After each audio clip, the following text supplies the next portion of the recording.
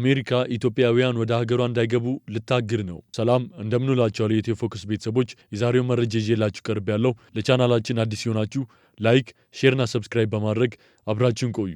አሜሪካ ኢትዮጵያውያን ወደ ሀገሯ እንዳይገቡ የጉዞ እገዳ ልትጥል መዘጋጀቷን ሮይተርስና ዋሽንግተን ፖስት ይፋ ያደረጉት የሀገሪቱ ውጭ ጉዳይ መስሪያ ቤት ውስጣዊ ሰነድ አመለከተ። በውጭ ጉዳይ ሚኒስትሩ ማርኮ ሩቢዮ የተፈረመው ለዲፕሎማቶች የተዘጋጀው ሰነድ ላይ በቀጣይ ዜጎቻቸው ላይ እገዳ ሊጣልባቸው የታሰቡት ኢትዮጵያን ጨምሮ የ36 ሀገራት ዝርዝር የሰፈረ ሲሆን አገራቱ ከእገዳው ለመውጣት ማከናወን የሚጠበቁባቸው ማስተካከያዎችም ተካተውበታል። ሰነዱ ዜጎቻቸው ወደ አሜሪካ እንዳይገቡ ሙሉ ወይም ከፊል እገዳ የሚጣልባቸው ሀገራት በመለየት ያሉባቸውን ችግሮች በማስቀመጥ ይህ እገዳ ተግባራዊ ከመሆኑ በፊት ሀገራቱ የሚጠበቅባቸውን የመመዘኛዎችና ማስተካከያዎች እንዲያደርጉ የ2 ወራት ጊዜ እንደሚሰጣቸው ተጠቅሷል።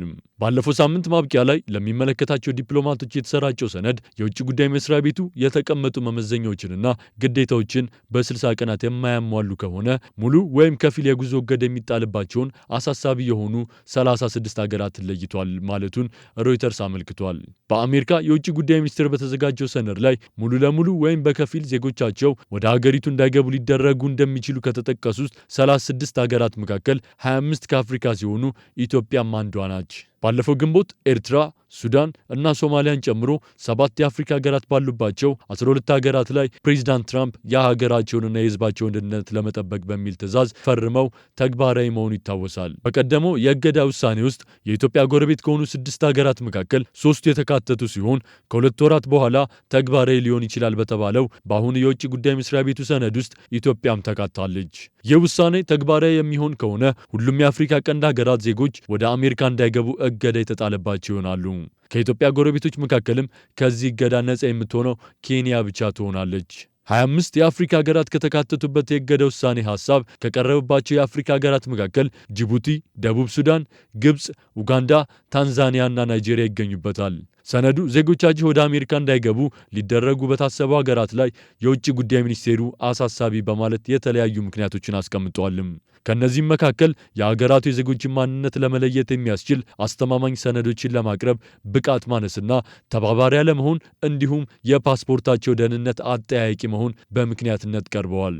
አንዳንድ ሀገራት ደግሞ ከአሜሪካ እንዲወጡ የታዘዙ ዜጎቻቸውን ለመቀበል አመቺ ሁኔታን ለመፍጠር ተባባሪ አይደሉም የተባሉ ሲሆን ሌሎቹ ደግሞ ቪዛ አግኝተው ወደ አሜሪካ የገቡ ዜጎቻቸው ለመቆየት ከተፈቀደላቸው ጊዜ በላይ መቆየታቸውም ለእገዳው ሰበብ ከሆኑት ውስጥ ይገኛሉ።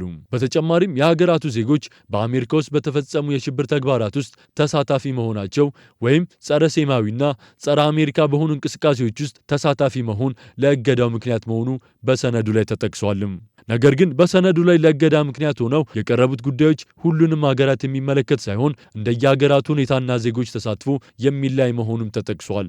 ፕሬዚዳንት ዶናልድ ትራምፕ ለሁለተኛ ጊዜ ወደ ስልጣን ለመምጣት ከሚወዳደሩበት ጊዜ አንስቶ የስደተኞች ጉዳይን ዋነኛ አጀንዳቸው አድርገው የነበረ ሲሆን ወደ ዋይት ሀውስ እንደተመለሱ ነበር በርካታ ስደተኞችን የሚመለከቱ ውሳኔዎችን በማሳለፍ ተግባራዊ ማድረግ የጀመሩት። ባለፈው ወራት በአሜሪካ ውስጥ ሳይመዘገቡ የሚገኙ ስደተኞች ታድነው እንዲታሰሩና እንዲባረሩ የሚያደርግ ዘመቻ እያካሄዱ ሲሆን በዚህ እርምጃቸው ምክንያት ትችትና ከባድ ተቃውሞ ቢገጥማቸውም በውሳኔያቸው ጸንተዋል። ትራምፕ ከአሜሪካ ስደተኞችን ለማባረር ከሚወስዱት እርምጃ ጎን ለጎን ደግሞ ባለፈው ግንቦት ወር መጨረሻ ላይ ከሰኔ 1 2017 ዓ.ም ጀምሮ ተግባራዊ የተደረገ የ12 ሀገራት ዜጎች ወደ አሜሪካ እንዳይገቡ የሚያደርግ እገዳ ተጥሏል። የውጭ ጉዳይ መስሪያ ቤታቸውም ይህንን የተለያዩ ሀገራት ዜጎች ወደ አሜሪካ እንዳይገቡ የሚከለክለውን እገዳ በማስፋት የተጨማሪ 36 ሀገራት ዜጎች ወደ አሜሪካ እንዳይገቡ የሚያደርግ የውሳኔ ሐሳብ አቅርበዋል። ተመልካቾቻችን ለዛሬ ያዝንላችሁ መረጃ ይህንን ይመስል ነበር። በሌሎች መረጃዎች እስክንገናኝ ሰናይ ቀን